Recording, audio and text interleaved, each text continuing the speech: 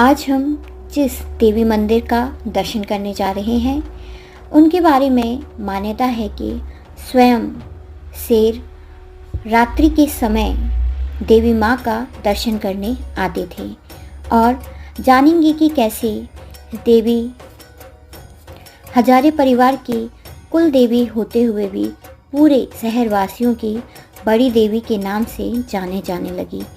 तो आइए जानते हैं हजारे परिवार की कुल देवी का शहरवासियों की बड़ी देवी बनने का सफ़र। यह देवी मंदिर मध्य प्रदेश के दमोह जिले में स्थित है। दमोह जिला सागर और जबलपुर के समीप स्थित है। आइए तो जानते हैं इस मंदिर के अन्य नाम। इस मंदिर को बड़ी खेर माई या बगीचे वाली माई के नाम से भी जाना जाता है। इस मंदिर के दो मुख्य द्वार हैं। एक मुख्य द्वार से जब हम अंदर आते हैं तो हमें विभिन्न प्रकार की दुकानें देखने मिलती हैं। नवरात्रि के पावन अवसर पर यहाँ भक्तगणों का तांता लगा रहता है और यह दुकानें उनकी कुछ आवश्यकताओं की पूर्ति के लिए उपस्थित होती हैं।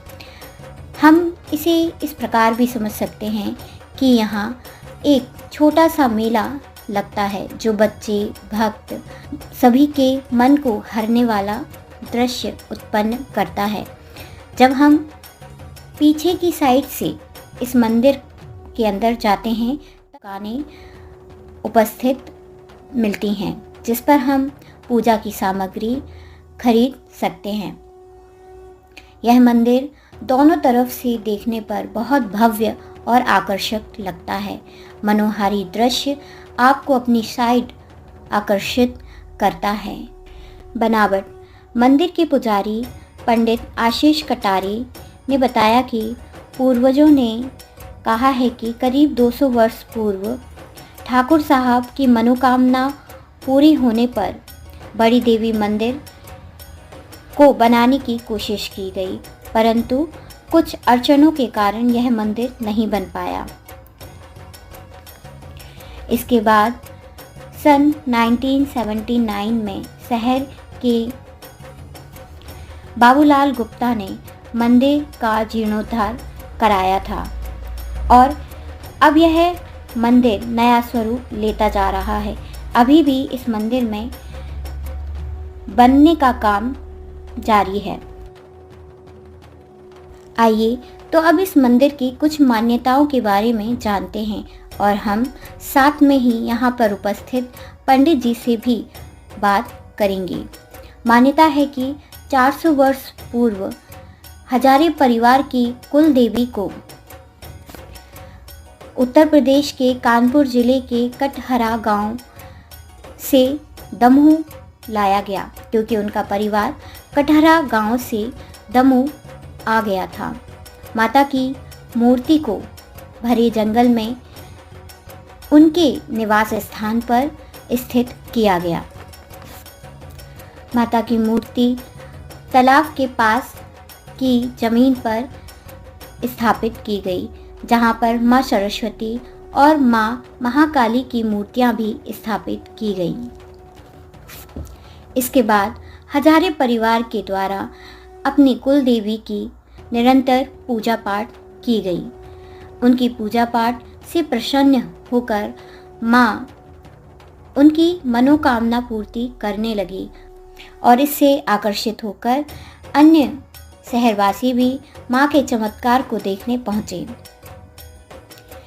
जब माँ स्वयं अन्य शहरवासियों की भी मनोकामना पूर्ति करने लगी तो सभी शहरवासियों ने मिलकर माँ की पूजा अर्चना करना चालू कर दिया। कहा जाता है कि जिस समय हजारे परिवार द्वारा इन मूर्तियों की स्थापना की गई उस समय यहाँ पर स्वयं घना जंगल होने के कारण स्वयं शेरों के द्वारा रात्रि में माँ का दर्शन किया जाता था। यह बात कितनी तथ्यपूर्ण है यह जानकारी हमें प्राप्त नहीं है, परंतु मान्यता के अनुसार शहरवासी इस पर पूरा विश्वास रखते हैं और साथ ही साथ सभी श्रद्धालु अपनी मनोकामना की पूर्ति होने की भी जानकारी देते हैं।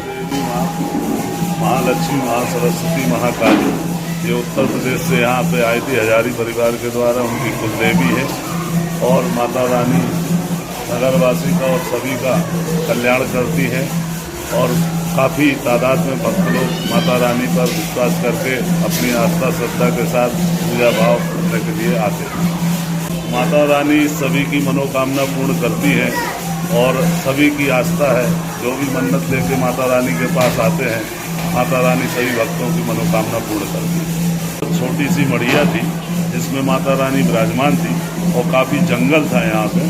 शाम को 4-5 बजे के बाद यहाँ पे कोई भी आदमी आते नहीं थे। यहाँ पे शेर साक्षात आते थे माता रानी के दर्शन करने। धीरे धीरे सभी भक्त लोगों का, नगरवासियों का, सभी उनके सहयोग से धीरे धीरे माता रानी का भवन काफ़ी निर्माण हुआ, जीर्णोद्धार हुआ और अभी कार्य चल ही रहा है। नवरात्रि के अवसर पर सुबह 4 बजे से भक्तगणों का आना यहाँ चालू हो जाता है और दोपहर में 12 बजे तक यह मंदिर खुला रहता है। उसके पूर्व संध्या की आरती और भक्तगणों की आना चालू हो जाता है। पूजा पाठ करने के बाद जब हम मंदिर से बाहर निकलते हैं तो मंदिर के सामने कई प्रकार की दुकानें हमें देखने मिलती हैं। छोटे छोटे बच्चे झूले झूलते हुए दिखते हैं। कुछ चाट की दुकानें भी दिखाई देती हैं। अगर आप नौ दुर्गा के अवसर पर यहाँ उपस्थित होते हैं तो एक छोटे से मेले के रूप में यहाँ पर दुकानें उपस्थित रहती हैं। तो इस प्रकार हमने जानकारी प्राप्त की दमोह में स्थित बड़ी देवी माता मंदिर की। इसी प्रकार के अन्य वीडियो के लिए आप इस चैनल को प्लीज़ सब्सक्राइब करें, लाइक करें और शेयर करें। जय माँ दुर्गा।